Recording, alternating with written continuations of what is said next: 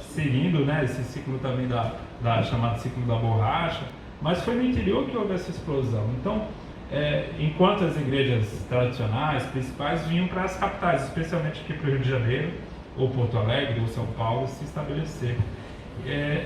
Eu fico muito preocupado com isso. Eu acredito que a gente já está nessa tendência de pós-pentecostalismo. O César, que anda viajando por aí, deve ter percebido isso também. Eu já percebi uma coisa, César, no Glória a Deus. Glória a Deus é um termômetro interessante. Eu, quando vou pregar eu já preguei recentemente numa igreja no interior do Nordeste, era glória a Deus qualquer coisa.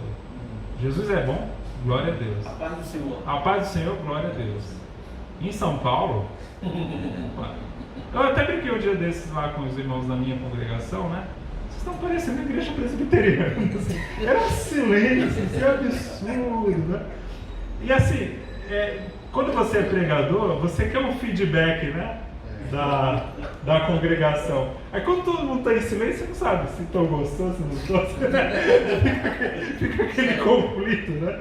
E engraçado, isso já tem acontecido muito em São Paulo. O glória a Deus, eu não estou dizendo que uma igreja é saudável por dar glória a Deus, não é isso que eu estou dizendo. Eu só acho que é um termômetro, né? Sim. Do pentecostalismo ali naquela congregação. Né? Só uma parte, desculpa estar tomando tempo aqui, Tranquilo. talvez outras pessoas. Agora, eu tenho tido experiência de pregar em presbiterianos aqui no Rio de Janeiro. Teve uma presbiteriana que eu fui pregar que, se eu não tivesse cuidado, eu teria falado em língua. Já era mais pentecostal do que. Porque eu, no meio da mensagem, a igreja fervendo, dando glória a Deus ali mesmo no meio da mensagem. Pois é curioso isso. Não, E a gente tradicional. E a gente tem visto isso, esse processo acontecendo. E assim, pessoal, eu tiro pelo meu tempo de pré-adolescente.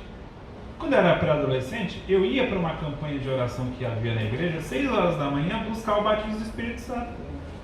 Eu vejo os pré-adolescentes na minha igreja de hoje, é celular o tempo todo, é videogame, é isso, é aquilo. Nunca que eles vão ter ideia, vão fazer uma oração ali, né, buscar o batismo do Espírito Santo. Isso não existe. Até concentração, então são esses fatores, desculpa tomar muito tempo.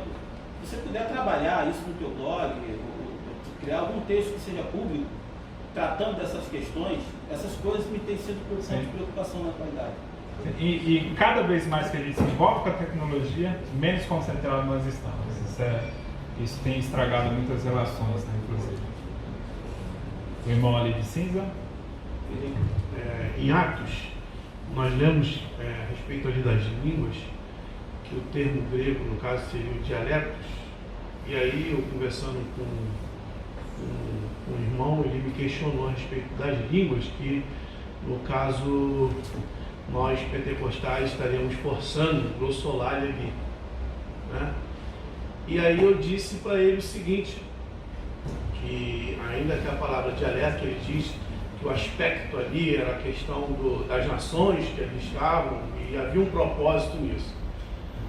E isso me fez pensar que quando, você falando que se converteu em 2001, eu me converti nessa época também, uma das primeiras coisas que foram me ensinadas na Assembleia de Deus, e como obreiro, né, que a gente já começa logo varrendo, portaria, né, era buscar o batismo do Espírito Santo, e a ênfase que era dada na busca pelo batismo com o Espírito Santo era aquele versículo ali de capítulo 1, né, semeis testemunhas. Então nós acreditávamos, e acreditamos ainda, né, que o batismo, esse revestimento, né, busca porque Deus vai te capacitar para fazer a obra, né?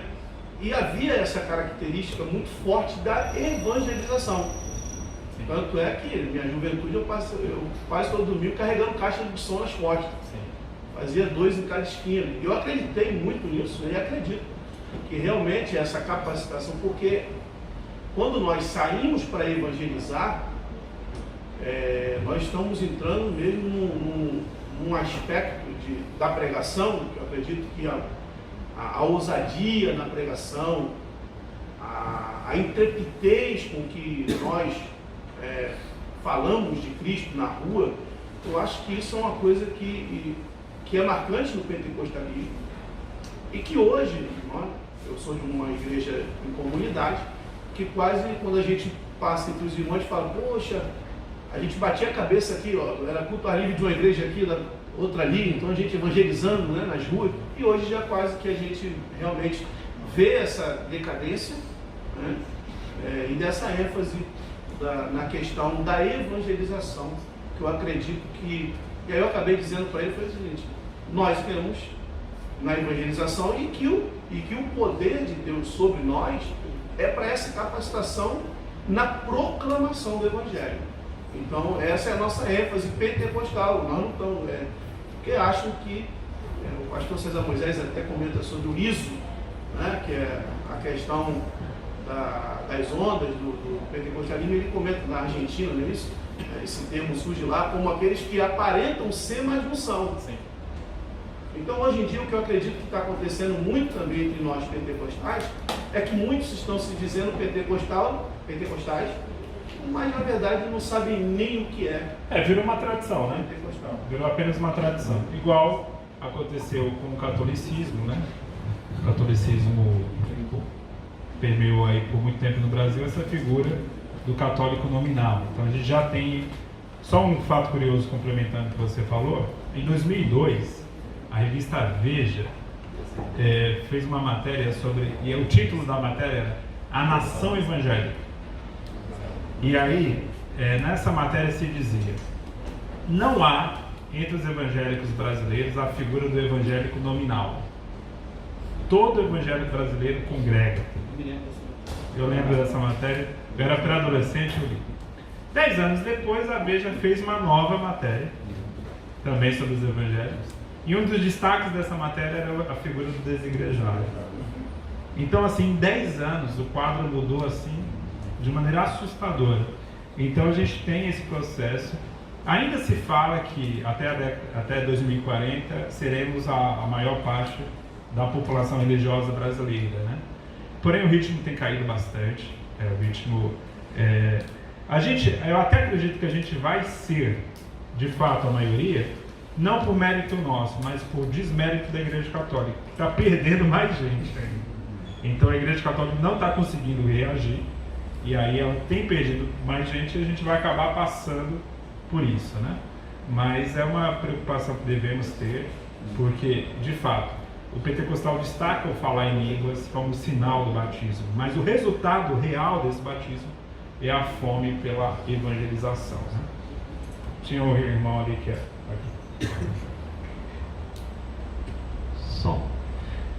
Quero cumprimentar todos, bom dia, Gutierrez, pastor César Moisés e os demais colegas. Eu queria fazer, dentro da linha da proposta reativa do pastor César, sobre a questão do método histórico-gramatical, né, o MHG e o MHC, né, que é a grande questão e a grande controvérsia sobre se deve ou se não deve, se para nós é mais interessante usarmos apenas o MHG. Eu peguei aqui a nossa declaração de fé da Assembleia de Deus, e nós estamos numa casa publicadora das Assembleias de Deus, e de fato há uma orientação confessional aqui. E no capítulo 1, que é o que fala, que trata sobre as Sagradas Escrituras, do item 6, a mensagem, ele vai tratar sobre esse ponto dessa interpretação, a declaração de fé, e aí eu vou abrir aspas aqui para citar o texto. Diz assim: nós a interpretamos sob a orientação do Espírito Santo, observando as regras gramaticais e o contexto histórico e literário. Fecho aspas. Ao meu ver, ao ler esse texto, essa passagem, da forma que está escrita aqui, há claramente uma orientação confessional do nosso credo, dizendo que essa interpretação deve ser feita à luz do MHG. E aí, dentro dessa perspectiva, considerando que é a declaração de fé da Assembleia de Deus, eu queria que vocês comentassem sobre isso, porque a gente levantou aqui agora, alguns minutos atrás, a possibilidade de se usar também um método histórico crítico, ou a crítica das formas, que é plenamente possível. As narrativas, os ensinamentos, as parábolas que Jesus também usou, e que o leigo no seu dia a dia, como o senhor mencionou nas igrejas, usam. Porque eles não têm conhecimento desse método, ele não sabe como fazer essa interpretação gramatical, histórico-gramatical, não sabe, de fato não sabe. E outra coisa, como nós estamos diretamente trabalhando isso, os profissionais que vivem, né, que trabalham com a teologia, os teólogos, podem ajudar essas pessoas a conseguir interpretar dessa forma, de uma maneira mais correta. Porque ele fala assim, sob a orientação do Espírito e seguindo as regras gramaticais. É o que está na nossa declaração de fé. Está, você leu aí, seguindo as regras gramaticais, sob a direção, sob a orientação do Espírito e literárias. Sim. O literários aí é que entra a contribuição, porque assim, o método histórico gramatical, ele trabalha com literatura, isso a gente não pode negar, mas quem trabalha mais a fundo com a análise literária é o método histórico crítico. Então aí eu vejo, sabe, que não dá para fechar uma posição aí. É claro, eu volto a repetir, o método histórico gramatical, ele é o mais importante na nossa tradição, isso está claro até pela declaração de fé. Mas quando se põe a palavra literário aí, de fato, quem faz a análise literária mais aprofundada é os adeptos do método crítico. Né? E se você pega, por exemplo, teólogos pentecostais como o próprio Stromstad, o Menzies, eles trabalham também com muita análise literária. Por quê? Você tem que desenvolver um método literário para chegar no método narrativo. Tem que desenvolver. São dois métodos que estão casados. Não dá para trabalhar um sem o outro. Por exemplo, se a gente vai trabalhar um método narrativo de Lucas, a gente tem que entender que aquele tipo de história construída ali era um tipo literário específico daquele primeiro século, né, que não tem nada a ver com a produção historiográfica do século XXI. A forma como se construía história naquela época é totalmente diferente da historiografia hoje, né? Não é que a hoje é melhor, daquele tempo era pior, né? Nada disso. Mas são mundos completamente diferentes. A gente está falando de um período que não é nem pré-moderno, é um período da antiguidade. Então, toda essa contribuição que houve nos últimos 2000 anos, obviamente a gente tem que abraçar, tem que entender, mas também não pode julgar um método que havia há 2000 anos atrás com os olhos de hoje, né? Tem que mergulhar também naquele período histórico. Então, assim, a sua provocação é muito boa, porque eu já vi isso na internet, pessoas dizendo, não, o nosso método oficial é o histórico gramatical. Não existe método oficial. A bem da verdade é essa. Eu te perguntei exatamente por isso, porque existe muita gente e assembleanos defendendo essa tese, buscando, dizendo que o método oficial interpretativo e hermenêutico da Assembleia de Deus e dos pentecostais, eu vou ficar na Assembleia de Deus, sim, é o MHG. Não tem como a gente... Até porque, vamos lá, convenhamos, pega as revistas de escola dominical sobre o tabernáculo, inclusive a gente teve uma recente do pastor Eliana Cabral. O que tem menos ali é método histórico gramatical. O que tem muito é método alegórico. Eu não estou, presta atenção, não estou criticando. Estou dizendo um fato. É um fato. Método alegórico. Se eu fosse eleger um método oficial do nosso povo, é o método alegórico. Eu também concordo. Se for oficial, seria ideal, né? Assim, eu nem acho que seja o ideal, né? Ideal não, mais usado. Mas é o método mais usado. Mas veja, pessoal, na história da igreja, eu volto a repetir, as pessoas não ficavam nessa dicotomia. Pega Agostinho de alguma forma, pega muito do método, do que a gente hoje chama de método histórico gramatical, mas a maior parte das interpretações de Agostinho eram alegóricas. E eram umas alegorias assim, fantasiosas. Uma grande alegoria. Cidade de Deus é uma grande alegoria.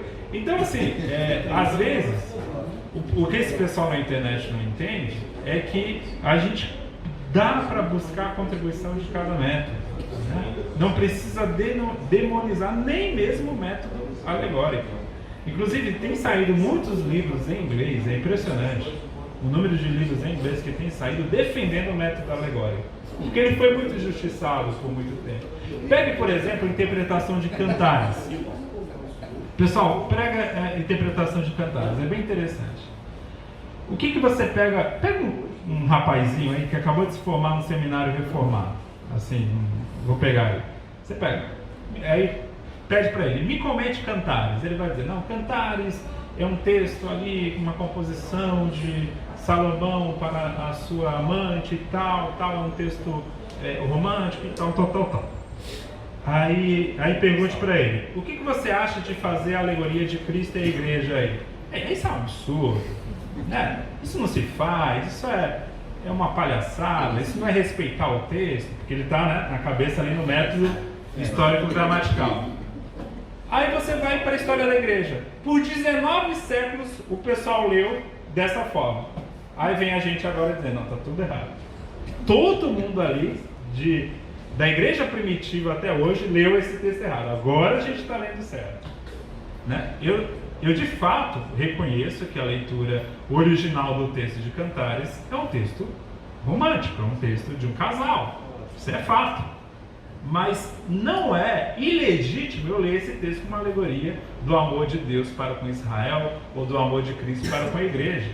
Então, quando eu vejo esses cantores, por exemplo, Diante do Trono, que tem uma série de músicas que lê Cantares na forma de amor de Cristo e a igreja, eu acho interessante que quase todo CD tem um. E aí antigamente eu pensava, que coisa, né? O povo não sabe interpretar a Bíblia, né? Aí a gente lê, mas vamos para a história da interpretação, por 19 séculos. É muita arrogância da nossa parte achar que todo esse povo está errado, né?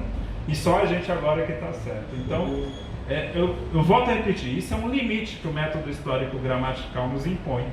Quando eu vou ler Cantares, quando eu vou ler sobre o tabernáculo, né? Então eu não consigo ver Cristo no tabernáculo, eu não consigo ver Cristo em Cantares, por exemplo. Então, vamos tomar cuidado. Esse método é mega importante, mas se eu me resumir a ele, eu vou ler o Antigo Testamento apenas como uma escritura judaica. Um detalhezinho, na declaração de fé, ao falar sobre a inspiração do Espírito Santo, abre espaço até para experiência com o método interpretativo. Sim, ele fala justamente isso, né? Que é a nossa interpretação sobre orientação. Não, isso não tem dúvida. Como ele me citou, se permite, eu quero falar um pouquinho. Eu fui citado. Excelente a provocação dele, a pergunta dele.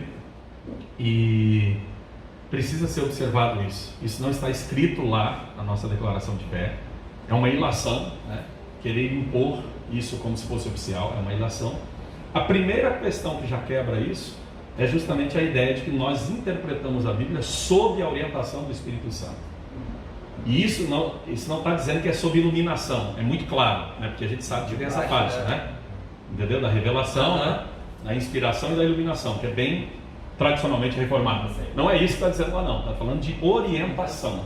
Ou seja, essa orientação precede a interpretação, é isso que está dizendo lá na declaração de fé, que o Robson observa muito apropriadamente aí, que pode comportar justamente a ideia da experiência. Por quê? Porque como é que o Espírito Santo vai orientar?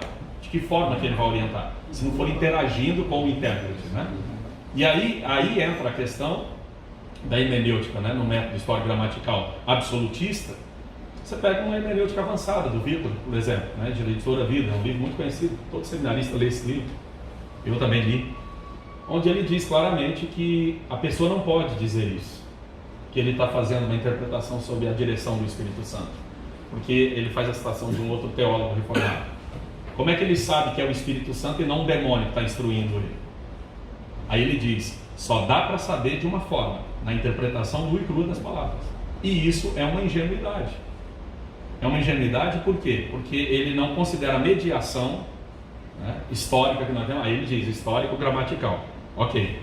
Só que não existe só a questão histórico-gramatical. Por isso a nossa declaração de fé é tão rica, que diz sobre a orientação do Espírito Santo, obedecendo às regras gramaticais, históricas e literárias. Ou seja, você tem que interpretar o gênero literário. O gênero literário de Cantares é o gênero da sabedoria, o gênero da poética, entendeu? Então você tem que obedecer isso. Todo mundo sabe disso. Precisa ser feita essa respeitabilidade sobre aquilo.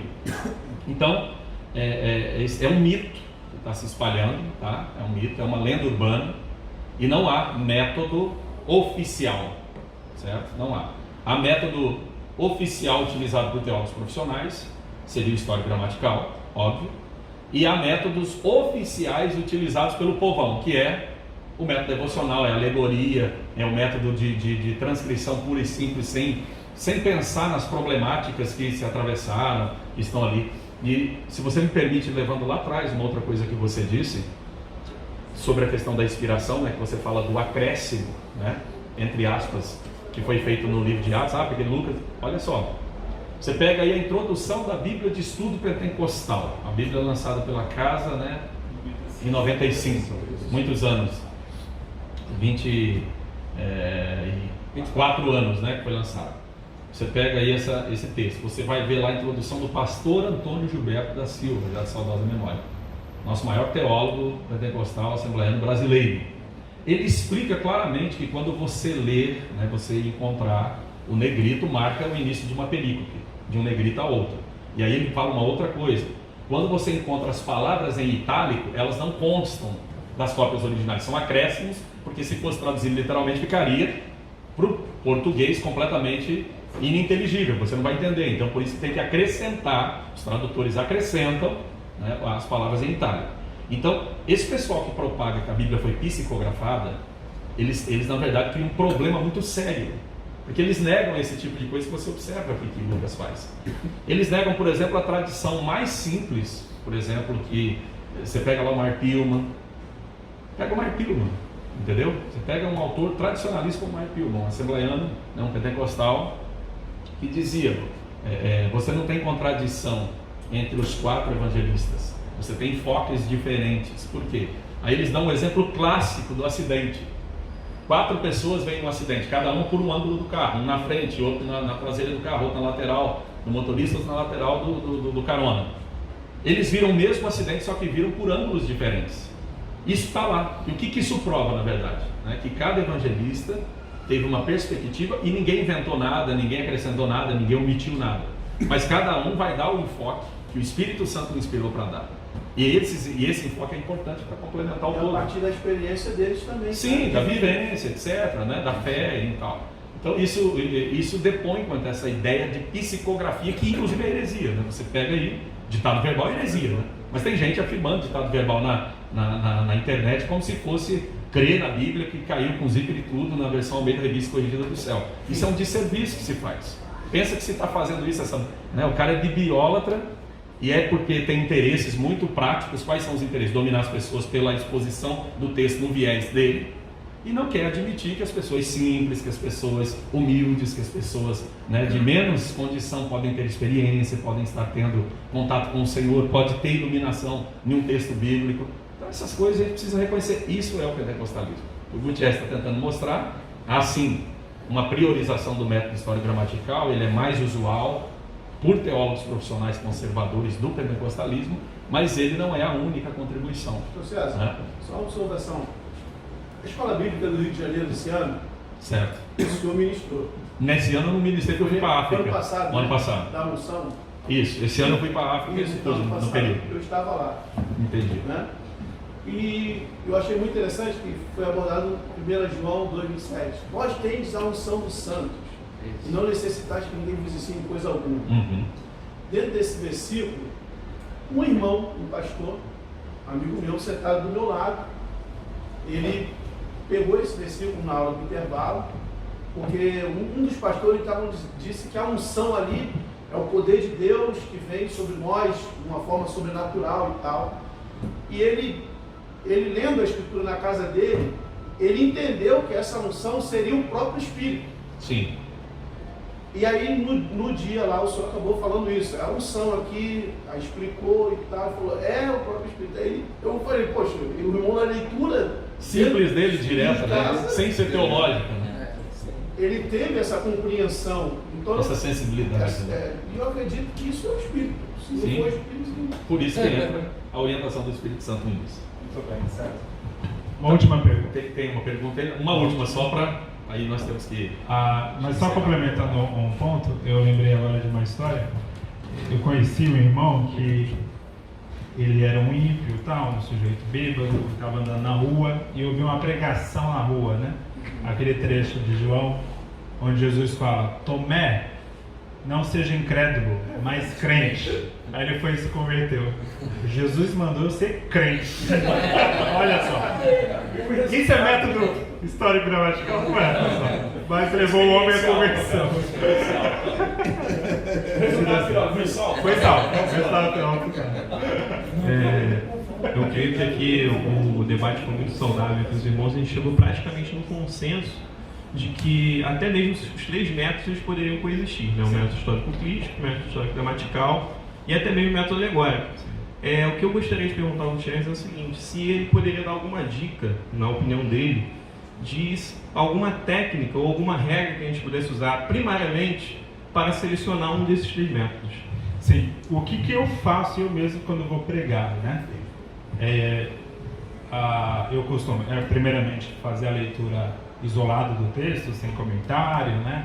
Sem qualquer tipo de ajuda externa. Ali, inclusive, o que a gente tem que fazer? Até porque a gente crê em Deus, a gente crê que Deus fala por meio da palavra. Orar, em primeiro lugar, antes de fazer qualquer interpretação. Se a gente tem esquecido, tem que falar o básico, né? Tem que orar antes de interpretar. De fato, arroz com feijão, né? A gente tem esquecido isso. Muitas vezes já vai para o texto apressado para descobrir uma coisa nova e a gente não ora, pedindo a iluminação. Para comentar. Né? Mas o que me ajuda muito? Buscar comentários técnicos em relação a questões históricas. Isso me ajuda bastante. Então, aí, usando o método histórico-gramatical. Quando eu vou também fazer uma pregação, aí eu costumo selecionar os comentários. O que eu vou fazendo? Eu pego um comentário histórico, e eu recomendaria aquele do Perkiner, que é ótimo para isso, e do John Walton, do Antigo Testamento. Depois eu vou para algum comentário exegético, que faz análise do grego, do hebraico, né? E só por último eu vou para os comentários devocionais. O que é interessante? O que acontece na maioria das vezes? Que a gente julga os comentários devocionais como algo simplista, algo básico demais. A maioria das vezes os comentários devocionais confirmam tudo aquilo que deu trabalho pra caramba para estudar, né? Passei horas e horas ali analisando grego, hebraico, analisando questões históricas. Aí eu pego um comentário devocional do Matthew Ray, até do Max Lucado, que o pessoal ignora muito. Aí chegou na mesma conclusão, né? Tipo, poderia ter ido direto. Mas é claro, não recomendo ir direto. Por que eu faço isso? Porque ao fazer isso, e aí eu vou para o comentário devocional no final, isso me ajuda muito a passar a linguagem da pregação, a não ser técnico na pregação. Porque se eu não uso o devocional como um filtro no final, por isso que eu gosto de Bíblia de estudo, por isso que eu gosto de comentários mais simples, porque ela é uma espécie de filtro. Então, eu tenho uma base sólida, eu tenho uma convicção que foi construída a partir do momento que eu fiz esse trabalho mais extenso, mas o comentário devocional me ajuda a transmitir o texto para o público mais simples de uma maneira efetiva, né? Então, eu costumo fazer esse movimento. Então, o método histórico crítico, nesse caso, entra pouco, mas ele vai entrar exatamente nessa análise mais exegética, muitas vezes, né? Mas é um caminho que eu recomendo para vocês, porque eu já vi muita gente, especialmente quando está começando o seminário, ou está saindo do seminário, quando ele vai pregar, ele acha que está dando uma aula de exegese. Isso é um tiro no pé, ninguém está entendendo nada, ninguém está absorvendo nada do texto, ninguém aguenta, inclusive, porque é realmente maçante, né? E fora que eles, né, que realmente não sabe nada, né? E só quer transmitir uma falsa sensação de conhecimento. Então a gente pode seguir esse caminho que, é claro, não é uma verdade absoluta, aqui é algo que funciona para mim, pode não funcionar para você, mas é o que eu recomendo como método de estudo. Tá bom? Só mais uma para terminar. A respeito do livro, qual a sua influência no Químico e hoje, dentro da Assembleia de Deus, qual é a representatividade que ele tem? Então, o Craig Kinney não é assembleano, ele é batista, tá? Só que ele estudou no seminário de Springfield, ele foi aluno do Stanley Horton. E ele, inclusive, assumiu por um tempo a cadeira do Stanley Horton no Seminário Teológico das Assembleias de Deus. Então, ele fez o mestrado lá. Ele tem uma ligação muito interessante com a Assembleia de Deus. E ele conta que ele mudou de cidade recentemente e não congrega na Assembleia de Deus de lá, porque o pastor é muito dispensacionalista. Eu vi ele falando isso. E ele Eu não concordo. Não concorda. Ele é opositor ferrenho do dispensacionalismo, né? E a gente sabe que é uma marca muito presente na Assembleia de Deus, tanto nos Estados Unidos como daqui. Então, mas o Craig Kinney, como pensador da teologia do Espírito Santo, ele é basicamente assembleiano. Ele defende a evidência inicial, ele defende a língua como sinal, embora ele não feche que sempre será, né? Mas ele acha sim que a língua é o sinal que Lucas mostra como a evidência do enchimento do Espírito. Então, para mim, quais são os meus teólogos pentecostais prediletos? Eu posso complementar essa pergunta, né? É o Roger Stromstad, é o Robert Menzies, o Craig Kinney, né? E o Gordon Fee. Embora o Gordon Fee não tenha esse trabalho com Lucas, ele seja até opositor disso, mas o Gordon Fee tem um trabalho muito importante a respeito dos dons espirituais. E eu estou extremamente feliz de saber que agora, em outubro, vai sair, finalmente, depois de 30 anos, o comentário dele de 1 Coríntios, que é uma obra magna, né? Uma obra muito importante para estudar os dons espirituais. Então, graças a Deus, essa literatura... E eu descobri ontem que esse livro, que foi escrito no final da década de 80 em inglês, foi traduzido para o espanhol em 1994, na Argentina. A Argentina, desde 94, não tem. E agora que a gente está chegando com essa obra aqui no Brasil, né? Pela CPAD? Não, Vida Nova. Porém, boa notícia, a CPAD vai lançar, né, outras obras do Gordon Fee aqui no Brasil. Não de pneumatologia, mas de cristologia. Porém, Gordon Fee é um autor que merece e deve ser lido pela gente também, tá bom? É isso, pessoal. Muito obrigado por ter vindo. Agora, compre o livro. Dá autógrafo. Quem quiser autógrafo aqui, custa R$1 mais, tá? Agradecer aqui mais uma vez ao Gutierrez por nos presentear essa manhã. Impressionante como o Gutierrez é extremamente didático, né? Então eu acho que eu ficaria aqui mais umas 2, 3 horas ouvindo sem perceber o tempo passar. Claramente tem uma unção de mestre aqui, um chamado, Amém. Obrigado, Gutierrez. Irmãos, quem quiser adquirir o livro, ele está aqui, você pode pegar, o Gutierrez deixa aqui uma dedicatória para você, carinhosa, amém? E depois é só passar lá no piso térreo para autógrafo, a maioria já sabe como funciona, não é isso? Prazer rever os irmãos aqui, tem pessoas aqui que estão sempre, aqueles que estão vindo pela primeira vez, obrigado. Deus abençoe os irmãos. Quem não costuma receber uma notificação, né, uma arte, né, do convite dos eventos, pode se cadastrar aqui, você vai receber por e-mail marketing ou via lista de transmissão WhatsApp. É só falar conosco depois lá embaixo, tá bom? Deus abençoe os irmãos. Obrigado. Só um comentário rápido. Obrigado pelo Charles, por todo o suporte aqui da loja pela segunda vez. Fico muito agradecido. E o nosso amigo César por ter vindo aqui, dispondo desse tempo. Fico muito feliz também. O César vai ficar na história como um cara que inaugurou uma nova fase na teologia pentecostal brasileira. Dou glória a Deus por isso. Fico muito feliz por isso. E se nesse momento muitas vezes a gente enfrenta tribulação, né? A gente sabe que no futuro a gente reconhece aí o trabalho de quem merece ser reconhecido. Tá? Muito obrigado, César. Obrigado a todos vocês. Sem vocês também o evento não teria acontecido. Bem? Então vamos ao autógrafo.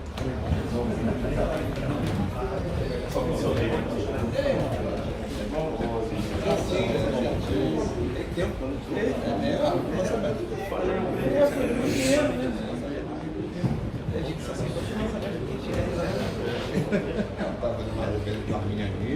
Pois é, o pessoal deu uma chegada.